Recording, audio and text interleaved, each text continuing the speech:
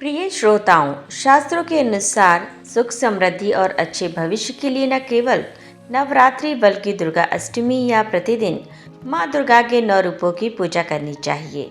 ज्यादातर घरों में माँ दुर्गा के किसी न किसी रूप में कुल देवी के रूप में पूजा की जाती है। ऐसे में यदि कोई व्यक्ति माँ दुर्गा के 9 रूपों की कथा को नित्य नियम से सुनता है तो उसे सभी प्रकार की मनोकामनाओं की प्राप्ति होती है। अकाल मृत्यु और अनचाही विपत्तियां हमेशा के लिए समाप्त हो जाती हैं। देवी माँ की कृपा श्रोताओं पर सदा बनी रहती है। तो भक्तगणों, आज मैं माँ दुर्गा के 9 रूपों की दुर्लभ और पौराणिक कथा सुनाने जा रही हूँ। आप सभी भक्तगण इन कथाओं को बड़ी श्रद्धा और प्रसन्न चित्त मन से सुनिए। यदि आप इस पवित्र कथा को सुन रहे हैं तो इसे पूरा सुनिए। कथा को आधा अधूरा छोड़कर अपने कुल देवी माँ दुर्गा का निरादर ना करें। प्रिय श्रोताओं, माँ के चरणों का ध्यान करते हुए कथा का रस पान करें। माता दुर्गा के प्रथम रूप माँ शैलपुत्री की कथा। माँ दुर्गा अपने पहले स्वरूप में शैलपुत्री के नाम से पूजी जाती हैं। पर्वत राज हिमालय की पुत्री होने के कारण इनका नाम शैलपुत्री पड़ा। अपने पूर्व जन्म में यह प्रजापति दक्ष की कन्या के रूप में उत्पन्न हुई थी। तब इनका नाम सती था। इनका विवाह भगवान शंकर जी से हुआ था। एक बार प्रजापति दक्ष ने बहुत बड़ा यज्ञ किया जिसमें उन्होंने समस्त देवताओं को अपना अपना यज्ञ भाग प्राप्त करने के लिए निमंत्रण दिया, किंतु शिवजी को उन्होंने इस यज्ञ में आमंत्रित नहीं किया। देवी सती ने जब सुना कि हमारे पिता एक अत्यंत विशाल यज्ञ का अनुष्ठान कर रहे हैं, तब वहां जाने के लिए उनका मन विचलित हो उठा। अपनी यह इच्छा उन्होंने भगवान शिव को बताई। भगवान शिव ने कहा, हे प्रिय प्रजापति दक्ष किसी कारणवश हमसे रुष्ट हैं। अपने यज्ञ में उन्होंने समस्त देवताओं को निमंत्रण दिया है, किंतु हमें जानबूझकर नहीं बुलाया है। ऐसी स्थिति में तुम्हारा वहां जाना किसी प्रकार भी अच्छा नहीं होगा।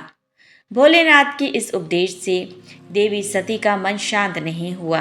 पिता का यज्ञ देखने और वहां जाकर माता बहनों से मिलने की उनकी व्यग्रता किसी प्रकार भी कम नहीं हो सकी। माता सती के हठ को देखकर शिवजी कुछ नहीं कर सके और माता सती पिता के घर पहुंच गईं।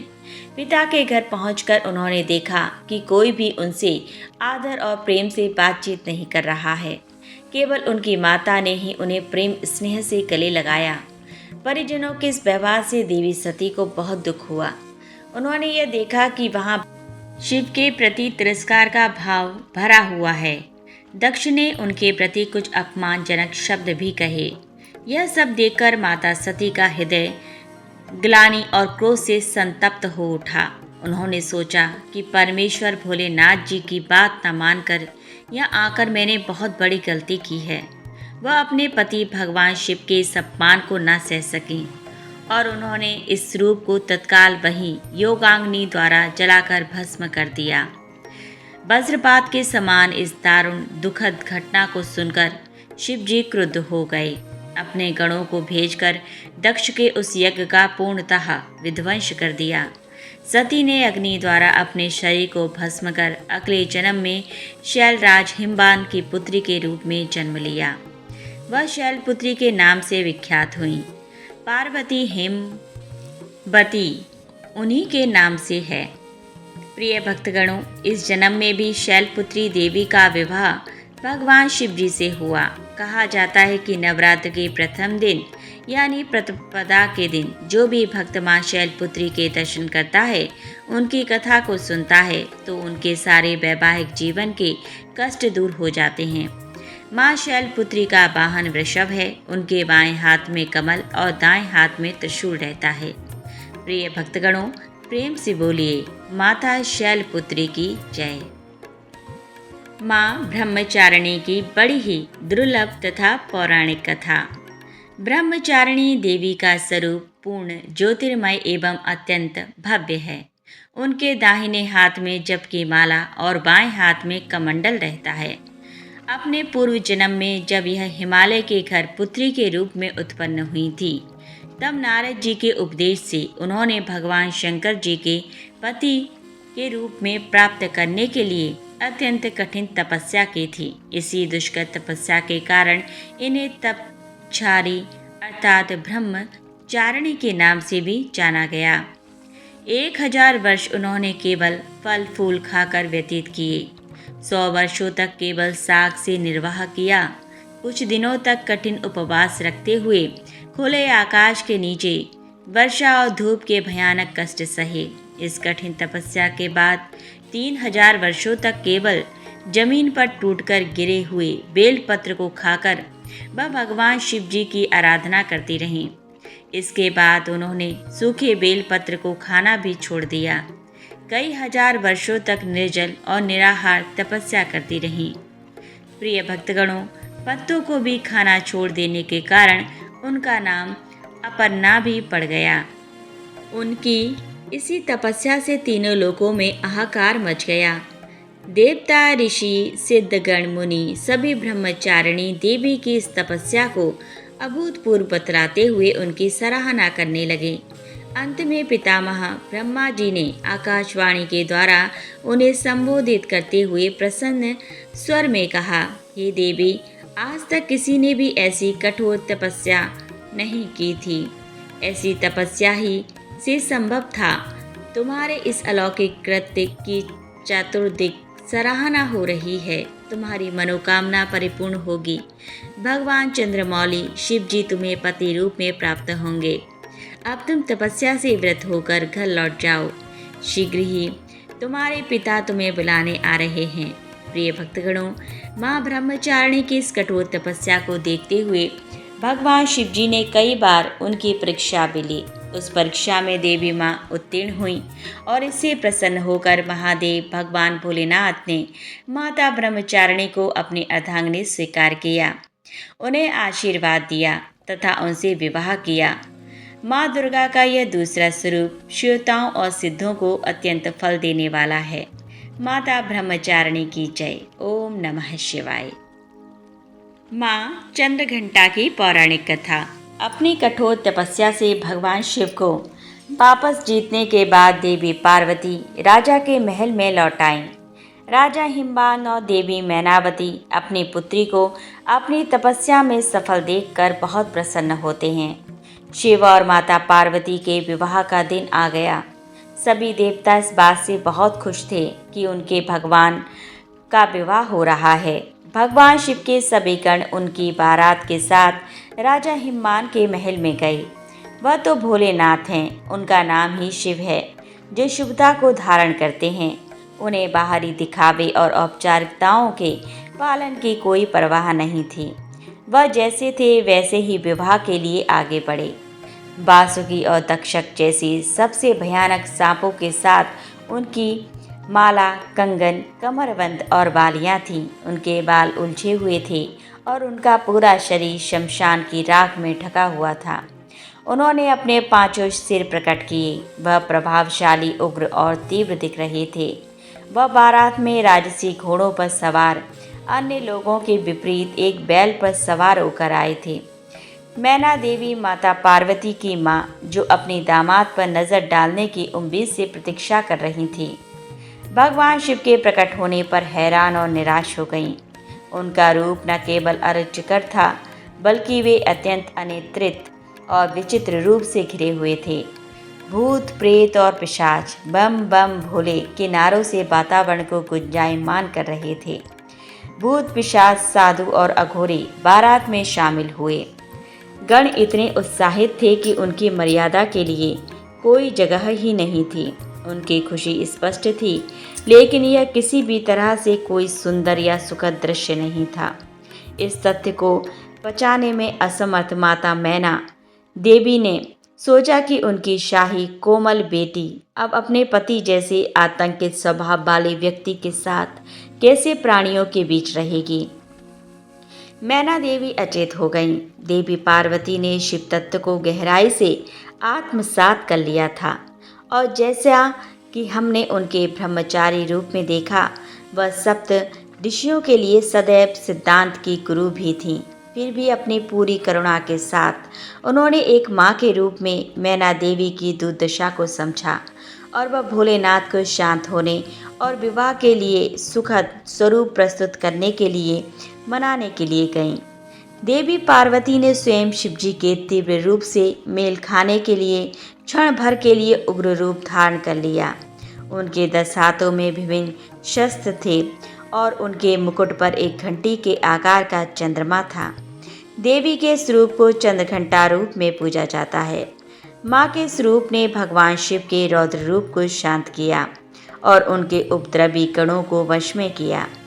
चंद्रघंटा के उग्र और तेजस्वी रूप को मानते हुए माँ ने शिवजी से शांत रूप धारण करने का आग्रह किया, जिस पर वह तत्पश्चात सहमत हो गए। उनके अनुरोध पर शिवजी ने अपना भयानक रूप त्याग दिया और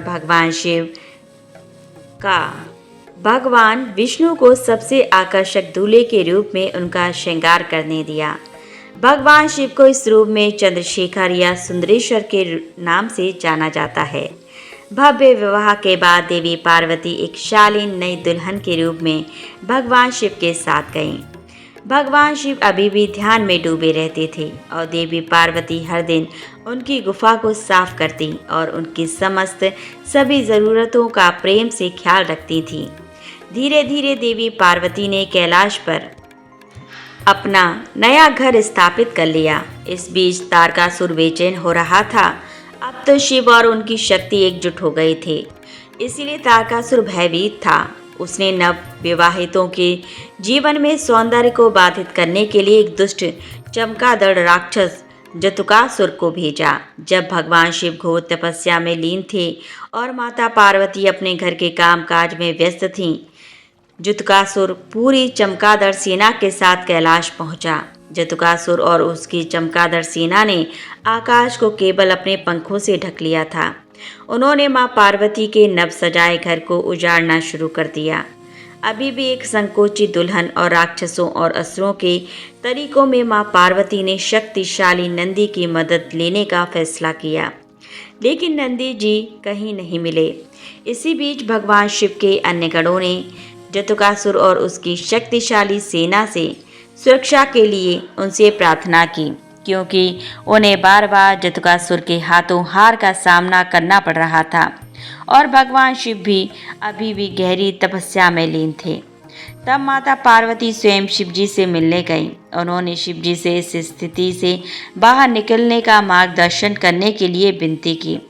फिर भी अपने तप से विचलित न होते हुए भगवान शिव ने उन्हें भीतर से सशक्त करने का निर्णय लिया।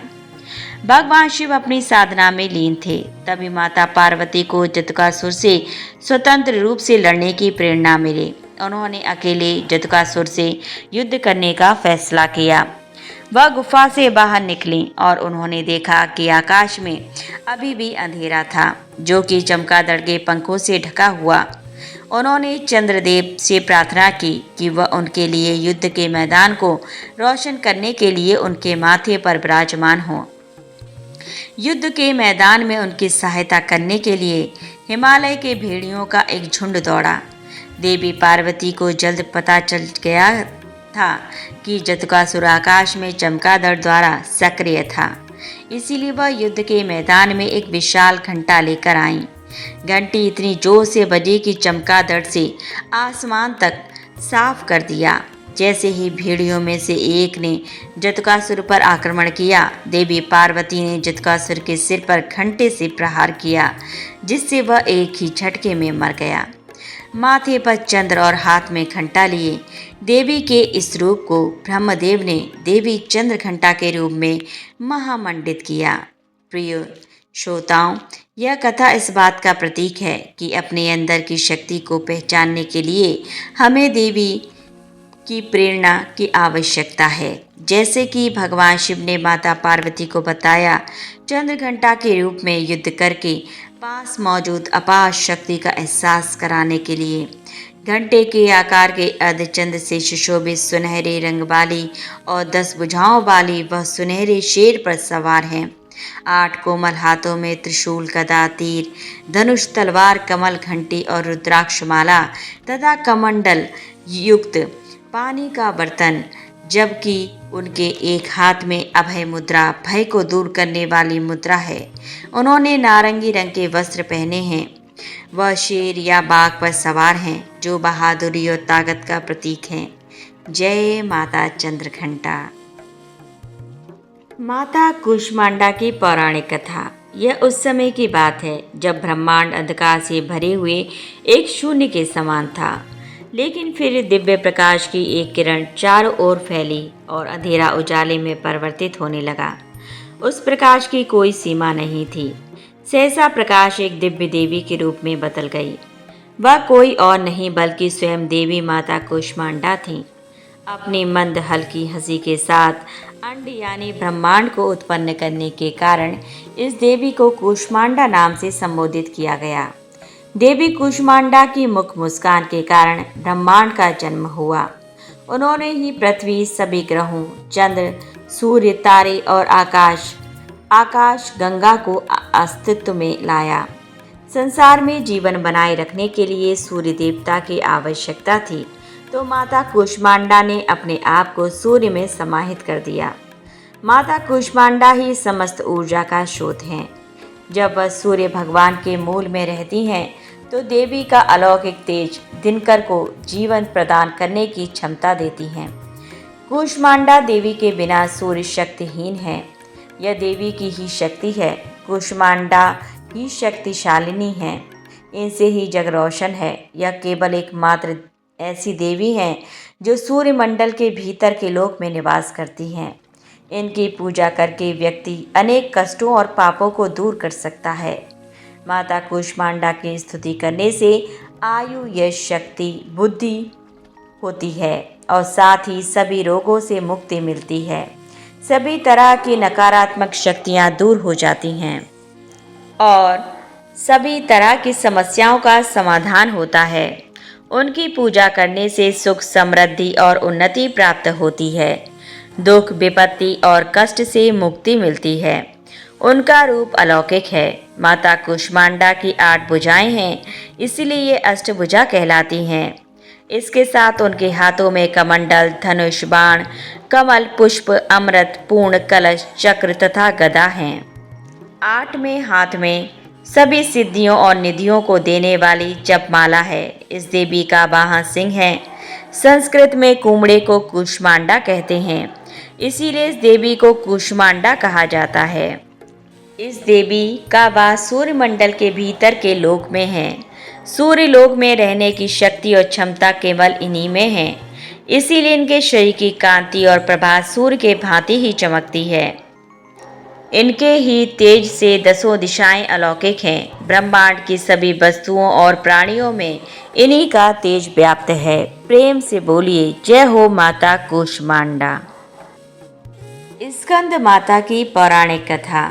जब राजा दक्ष के यज्ञ में माता सती अग्निकुंड में कूदकर भस्म हो गईं, तब शिवजी विलाप करते हुए गहरी तपस्या में लीन हो गए। इससे सृष्टि शक्तिहीन हो गई।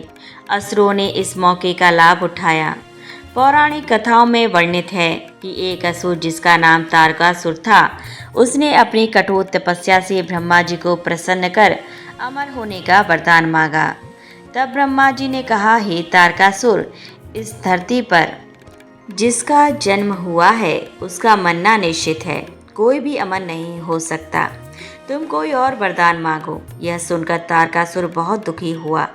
कुछ देर सोचने के बाद तारकासुर ने कुटिल मुस्कान के साथ कहा, हे भगवान, मुझे यह वरदान दीजिए कि मेरी मृत्यु भगवान शिव के पुत्र के हाथों हो। ब्रह्मा जी ने कहा, तथास्तु, और अंतर्ध्यान हो गए। तारकासुर ने यह सोच लिया था कि भगवान शिव तो माता सती के वियोग में अनादिकाल तक तपस्या में लीन रहेंगे और माता सती का स्थान शंकर भगवान किसी और को नहीं देंगे। अतः वे तो अब विवाह करेंगे ही नहीं और उनकी मृत्यु, जो कि शंकर भगवान के पुत्र के हाथों होनी है, बिना शिव जी के विवाह किए उनका जन्म लेना भी असंभव है। इस प्रकार से तारकासुर स्वयं को अमर ही समझ बैठा था। वह बहुत ही शक्तिशाली और क्रूर हो गया था। यह वरदान मिलने के बाद उसने देवताओं पर अत्याचार करना शुरू कर दिया। देवतागण बहुत ही परेशान हो गए और उन्होंने ब्रह्मा जी से मदद मांगी। ब्रह्मा जी ने कहा, तारकासुर का अंत शिव पुत्र ही कर सकते हैं। यह सुनकर इंद्र और समस्त देवतागण भगवान शिव के पास पहुंचे और इस सृष्टि को तारकासुर से मुक्ति दिलाने का निवेदन किया। शिव जी ने सभी देवताओं को इस समस्या से मुक्ति दिलाने का वचन दिया। तब भगवान शिव जी पार्वती के अपने प्रति अनुराग की परीक्षा लेते हैं और माता पार्वती की तपस्या से प्रसन्न होकर उनसे विवाह करते हैं। विवाह के बाद शिव पार्वती के पुत्र स्कंद, जिन्हें हम कार्तिकेय कहते हैं, का जन्म हुआ। कार्तिकेय बाल्यावस्था से ही बहुत वीर और शक्तिशाली थे, किंतु माता पार्वती ने स्कंद माता का रूप धारण किया और कार्तिक को अपना पुत्र बनाया और उन्हें अस्त्र शस्त्र की शिक्षा दी, उन्हें अपनी समस्त शक्ति प्रदान की। प्रिय श्रोताओं, उन्होंने दुष्ट असुरों का संहार करना शुरू कर दिया। कार्तिकेय बालावस्था से ही बहुत वीर और शक्तिशाली थे। उन्होंने दुष्ट असुरों का संहार आरंभ कर दिया। अंततः वह समय भी आ गया जिसकी देवताओं को युगों से प्रतीक्षा थी। उन्होंने तारकासुर से युद्ध किया। एक भयंकर युद्ध हुआ जिसमें कार्तिकेय ने तारकासुर का वध कर दिया। देवताओं ने भगवान कार्तिकेय की वीरता की भूरी भूरी प्रशंसा की और उन्हें देवताओं का सेनापति बनाया। स्कंद माता की 4 भुजाएं हैं, जिसमें दाहिनी तरफ की ऊपर वाली भुजा से 6 शीशों वाले भगवान स्कंद को गोद में पकड़े हुए हैं और दाहिने तरफ की नीचे वाली भुजा, जो कि ऊपर की ओर उठी हुई है, उसमें कमल का फूल है। बाईं तरफ की ऊपर वाली भुजा पर आशीर्वाद की मुद्रा में है और नीचे वाली भुजा में कमल का पुष्प है। यह भगवान स्कंद कार्तिकेय की माँ है। इनका पूजन संपूर्ण शुभ है। ये कमल के आसन पर विराजमान हैं। इनका वाहन सिंह है, इसी कारण इन्हें पद्मासना देवी कहा जाता है। स्कंद माता सूर्यमंडल की अधिष्ठात्री देवी हैं। इनका उपासक अलौकिक तेज और कांति से युक्त होता है। स्कंद माता की उपासना से भक्तों की सभी इच्छाएं पूर्ण होती हैं और मोक्ष का मार्ग सुलभ होता है। स्कंद माता का मुख्य मंत्र इस प्रकार है: चंद वीरा चम माया चम मुंड प्रह जनिता नमाम च देवसी चम काम चंड विक्राम। एक बार प्रेम से बोलिए, स्कंद माता की जय। माता कात्यायनी की पौराणिक कथा। जब असुरों का उत्पात बहुत बढ़ गया था, तब ऋषि मुनियों ने समस्त प्राणियों को दुष्ट असुरों के अत्याचार से मुक्ति दिलाने के लिए माता आदिशक्ति कात्यायनी रूप में प्रकट हुई थी। कात्य नाम एक प्रसिद्ध ऋषि थे। इन्हीं कात्य ऋषि के गोत्र में अति प्रसिद्ध महर्षि कात्यायन का जन्म हुआ। महर्षि कात्यायन माँ जगदम्बा के परम भक्त थे। महर्षि कात्यायन की प्रबल इच्छा थी कि माँ भगवती उनके घर पुत्री के रूप में जन्म लें। माँ जगदम्बा की उपासना करते हुए उन्होंने बहुत वर्षों तक बड़ी कठोर तपस्या की। माँ भगवती ने उनकी तपस्या से प्रसन्न होकर महर्षि कात्यायन के घर में जन्म लेना स्वीकार किया। अश्विनी कृष्ण चतुर्थी को यह महर्षि कात्यायन की पुत्री के रूप में माँ जगदम्बा का जन्म हुआ। जन्म के उपरांत कात्यायन ऋषि ने माता आदिशक्ति की विधिवत पूजा का आयोजन किया। शुक्ल, सप्तमी, अष्टमी तथा नवमी तक 3 दिन उन्होंने कात्यायन ऋषि की पूजा ग्रहण करके दशमी को महिषासुर का वध कर दिया। महिषासुर का वध करने के पश्चात समस्त देव मानव लोकों में माँ दुर्गा की जय जयकार करने लगे। कात्यायन ऋषि की पुत्री होने के कारण यह माताजी कात्यायनी के नाम से विख्यात हुई। इनसे जुड़ी एक दूसरी कथा और भी है। इस कथा के अनुसार महर्षि कात्यायन ने सर्वप्रथम माँ कात्यायनी की पूजा की, इसी कारण यह कात्यायनी कहलाई। माँ कात्यायनी अपने भक्त को निश्चित फल प्रदान करती हैं। भगवान कृष्ण के रूप को पति रूप में पाने के लिए ब्रज की गोपिकाओं ने इन्हीं की पूजा काल यमुना के तट पर की थी। यह ब्रजमंडल की अधिष्ठात्री देवी के रूप में प्रतिष्ठित हैं। भगवान श्री कृष्ण ने भी माता कात्यायनी की पूजा की थी। इनका स्वरूप अत्यंत भव्य और दिव्य है। इनका वर्ण सोने के समान चमकीला और उज्जवल है। इनकी 4 भुजाएं हैं। माता जी का दाहिनी तरफ का ऊपर वाला हाथ अभय मुद्रा में है तथा नीचे वाला बर मुद्रा में है। बाईं तरफ के ऊपर वाले हाथ में तलवार और नीचे वाले हाथ में कमल पुष्प सुशोभित है। इनका वाहन सिंह है। इनकी भक्ति को परिपूर्ण आत्मदान करने वाले ऐसे भक्त को सहज भाव से माँ कात्यायनी के दर्शन प्राप्त होते हैं। माँ कात्यायनी की भक्ति और उपासना द्वारा मनुष्यों को बड़ी ही सरलता से अर्थ, धर्म, काम और मोक्ष की प्राप्ति होती है।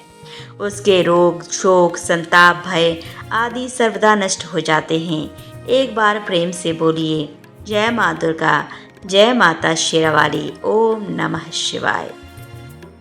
माता कालरात्रि की पौराणिक कथा।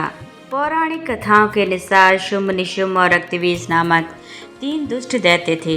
इन तीनों ने मिलकर तीनों लोकों में हाहाकार मचा दिया था। समस्त प्राणियों और देवताओं के सामने जीवन संकट उत्पन्न हो गया था। इन दुष्ट दैत्यों के बल के आगे कोई भी अस्त्र शस्त्र टिक न पा रहा था। अंत में परेशान होकर सभी देवतागण भगवान शिव के पास पहुँचे और उनसे समस्त प्राणियों और अपने प्राणों की रक्षा की गुहार लगाई। शिव जी ने देवताओं की व्यथा को समझते हुए उन्हें शीघ्र ही इन संकट से छुटकारा दिलाने एवं समस्त प्राणियों की सुरक्षा का वचन दिया। शिव जी को पता था कि इन दैत्यों का संहार माता पार्वती ही कर सकती हैं। तत्पश्चात भगवान शिव ने माता पार्वती से कहा, हे देवी, आप आदि शक्ति जगत जननी हैं। आपके तेज का सामना तीनों लोकों में कोई नहीं कर सकता है। आप इन दुष्ट राक्षसों का वध करके इस सृष्टि की रक्षा करें। शिव जी की आज्ञा पाकर माता पार्वती ने दुर्गा देवी का रूप धारण किया और शुंभ, निशुंभ और रक्तबीज का वध करने निकल पड़ी। मगर उन दानवों को समाप्त करने में एक विकराल समस्या थी। रक्तबीज को यह वरदान मिला हुआ था कि जहाँ भी उसके रक्त की एक भी बूंद नीचे गिरेगी, वहाँ रक्तबीज जैसा दूसरा दानव उत्पन्न हो जाएगा, जिसके कारण उसका वध करना अत्यंत कठिन हो जाता था। माँ दुर्गा ने दानवों की सेना का संहार करना आरंभ कर दिया। भीषण युद्ध हो रहा था। ऐसा लगता था जैसे पृथ्वी रक्त से लाल हो जाएगी। माँ दुर्गा अपने सिंह पर सवार होकर दानवों के दल में प्रलय मचा रही थीं। उनका रौद्र रूप देखकर दानव भय से कांप रहे थे। चारों तरफ रक्त और लाशों का ढेर लग गया था। सभी दानव काल के काल में समा गए, मगर असली कार्य तो रक्तबीज का वध करना था। प्रिय श्रोताओं, माँ दुर्गा जब भी रक्त पर प्रहार करती, वह हंसने लगता और जहाँ भी धरती पर उसका रक्त गिरता, सैकड़ों रक्तबीज पुनः उठकर माता से युद्ध करने लगते। माता समझ गईं कि इसका वध करने के लिए इसका रक्त भूमि पर नहीं गिरने देना है।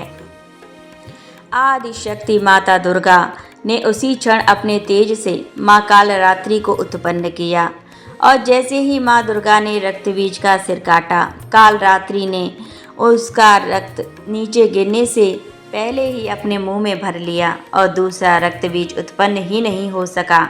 इस प्रकार माँ दुर्गा के स्वरूप कालरात्रि प्रकट हुई और रक्तबीज का वध हुआ।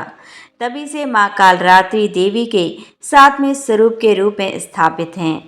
प्रिय भक्तगणों, इस दिन जो भी साधक व्रत करता है और माता की कथा का श्रवण करता है, उनका पूजन करता है, उसके लिए ब्रह्मांड की समस्त सिद्धियों का द्वार खुलने लगता है। उसके समस्त पापों और विघ्नों का नाश हो जाता है। उसे अभय पुण्य की प्राप्ति होती है। माँ कालरात्रि दुष्टों का विनाश करने वाली हैं। कालरात्रि देवी दुर्गा का ही एक रूप है, जिसे दैत्य रक्तबीज के वध के लिए माता ने अपने तेज से उत्पन्न किया था। माँ दुर्गा की 7वीं शक्ति कालरात्रि के नाम से जानी जाती हैं। इनका शरीर का रंग काला है, जो अंधकार का प्रतीक है। इनके बाल बिखरे हुए हैं, जो इनकी उग्रता का प्रतीक है।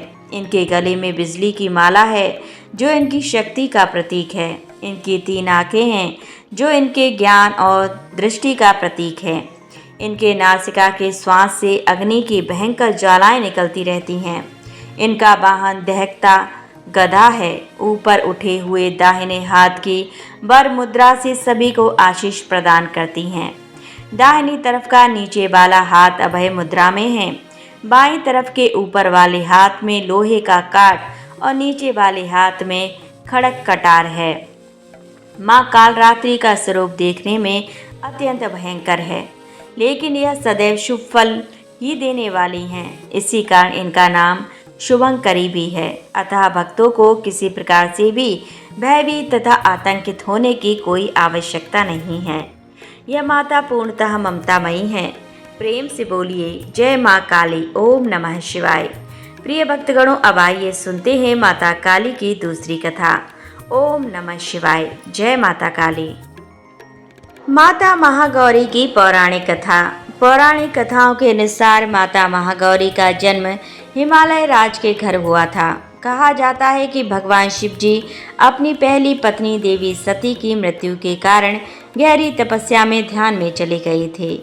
भगवान शिव ने अपने ध्यान से बाहर आने से इनकार कर दिया। कई वर्षों तक सभी सांसारिक मामलों से दूर रहे। इसी बीच तारकासुर नामक एक राक्षस देवताओं को परेशान कर रहा था। देवताओं के अनुरोध पर देवी सती ने हिमालय की पुत्री माता शैलपुत्री के रूप में जन्म लिया।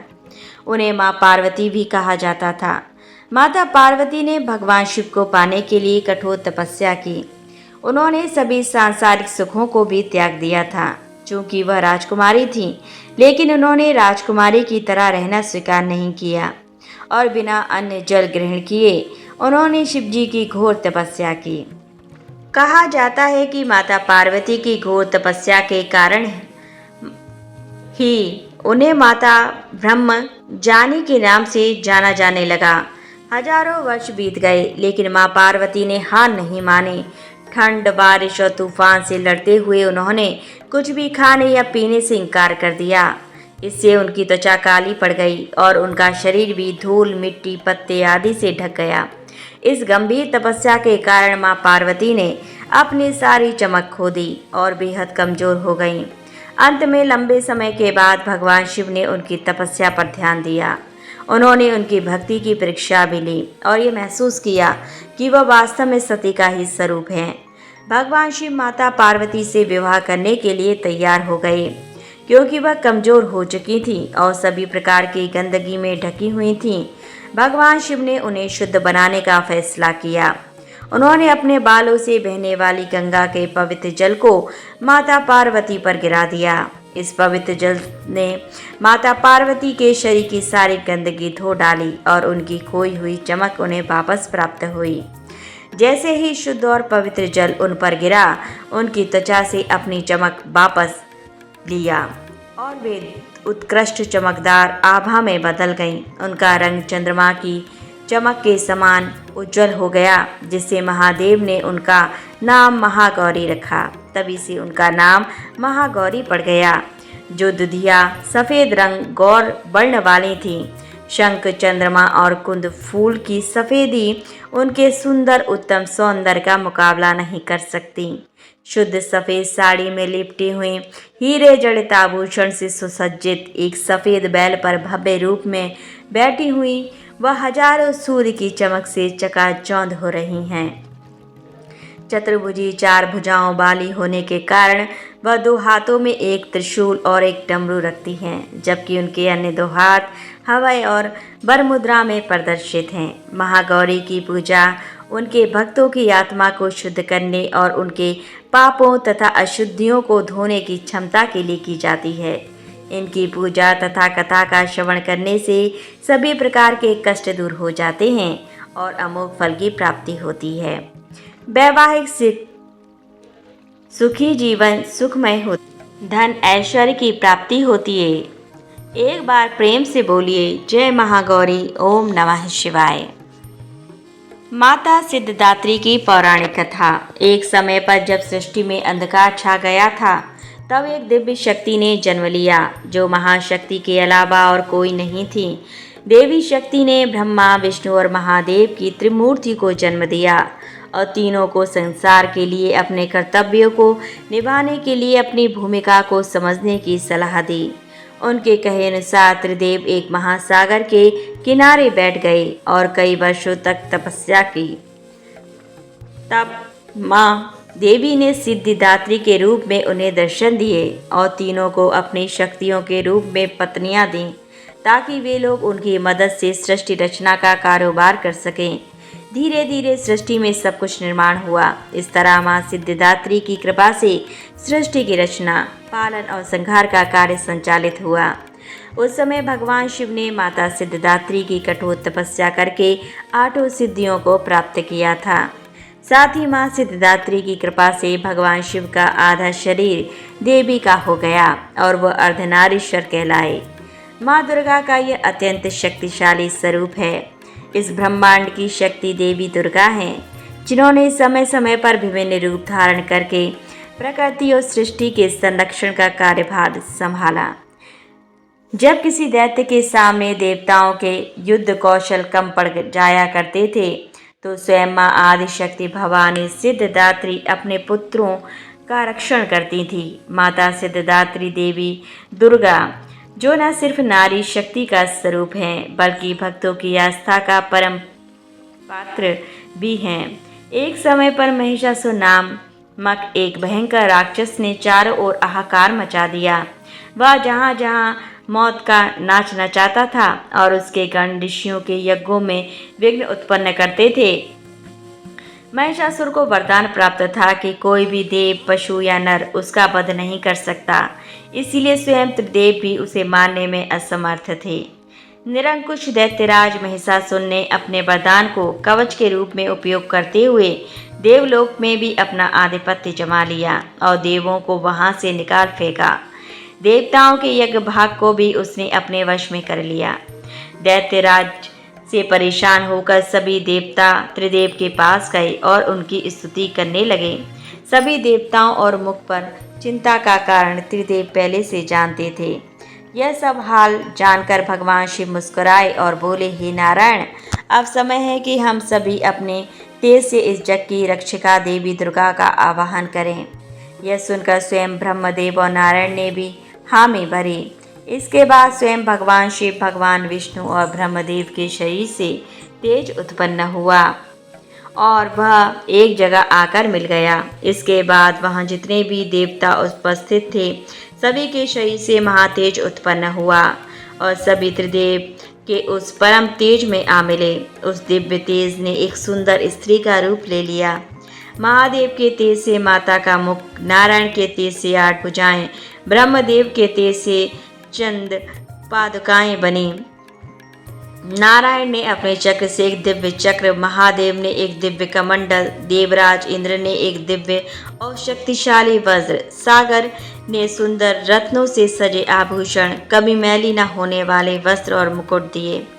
वरुण ने शंख, हिमालय ने माता को सवारी के रूप में सिंह और इसी प्रकार देवशिल्पी विश्वकर्मा ने माता को दिव्य अस्त्र और शस्त्र निर्माण करके दिए।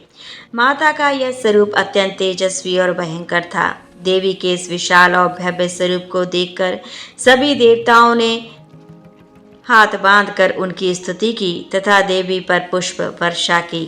माता ने प्रसन्न होकर कहा, हे देवों, कहो मेरा प्रादुर्भाव किस प्रयोजन से किया है। मैं अत्यंत प्रसन्न हूँ। मुझे बताओ, मैं तुम्हारी समस्या का हल किए देती हूँ। जिसके बाद देवताओं ने सारा हाल कह सुनाया। इसके बाद राक्षसी क्षेत्र में माता ने विकराल रूप धारण कर पहले दैत्यराज की सेना का संहार विध्वंस किया और बाद में महिषासुर को भी मार दिया। इसी तरह से पूर्व समय में दुर्गम नामक एक महाबली असुर था, जिसने भगवान ब्रह्मा की कठोर तपस्या करके अद्भुत वरदान प्राप्त कर लिया। वरदान के प्रभाव से दुर्गम ने वेदों का अपहरण कर लिया, जिससे सारी धार्मिक क्रियाएं और भावनाएं लुप्त हो गईं। दुर्गम ने अहंकार के वश में होकर संसार को अपमानित और पीड़ित कर रखा था। घोर अकाल पड़ गया। जीव अन्न और जल के लिए छटपटा रहे थे। तीनों लोकों में त्राहि त्राहि मची। देवता भी यह सब देखकर डरे हुए थे। सभी देवता माँ भवानी की शरण में गए और प्रार्थना करने लगे, हे माँ भवानी, हे माँ सिद्धिदात्री, आप असुरों का संहार करने वाली हैं। आपने शुंभ निशुंभ चंड मुंड कटप महिषासुर आदि दैत्यों का वध कर हमारी रक्षा की है। हे माता, आपने हमें आशीर्वाद दिया था कि जब भी हम पर संकट आएगा आप हमारा उद्धार करेंगे। उसी प्रकार से हे भगवती दुर्गम का वध कर हमारी रक्षा कीजिए। देवताओं की विनती से प्रसन्न होकर माँ भगवती ने जल की अनन्य धाराएं प्रभावित कर चारों ओर जल ही जल प्रवाहित कर दिया। गायों के लिए घास और अन्य जीवों को जल प्राप्त करवाया। समस्त संसार की रक्षा कर सुरक्षा चक्र का घेरा बनाकर स्वयं बाहर बैठ गईं। दुर्गम ने यह सब देख चिंतित होकर देवी माँ पर असुरों की सेना ने आक्रमण कर दिया। तभी सुंदर सलोनी माँ भगवती ने अस्त्र शस्त्र से सुसज्जित होकर विराट रूप धारण करके समस्त असुरों का वध किया और त्रिशूल से दुर्गम का वध कर संसार में धर्म की स्थापना की। दुर्गम का वध करने के कारण माँ भगवती इस संसार में दुर्गा के नाम से विख्यात हुई। नव दुर्गा में माँ सिद्धिदात्री अंतिम है। अन्य 8 दुर्गाओं की पूजा उपासना शास्त्र विधि विधान के अनुसार करते हुए भक्त दुर्गा पूजा के नवमी के दिन इनकी उपासना में प्रविष्ट होते हैं। इन सिद्धिदात्री माँ की उपासना पूर्ण कर लेने के बाद भक्तों और साधकों की लौकिक परलोकों से सभी प्रकार की कामनाओं की पूर्ति होती है। प्रिय भक्तगणों, आज की कथा यहीं संपन्न होती है। आपको हमारे द्वारा सुनाई गई कथा कैसी लगी? यदि अच्छी लगी हो तो वीडियो को लाइक ज़रूर करें और इसी प्रकार के यदि आप भविष्य में वीडियो देखना चाहते हैं तो हमारे चैनल को सब्सक्राइब अवश्य कर लें। पूरा वीडियो वॉच करने के लिए धन्यवाद। जय हो माँ दुर्गा, जय माता दी।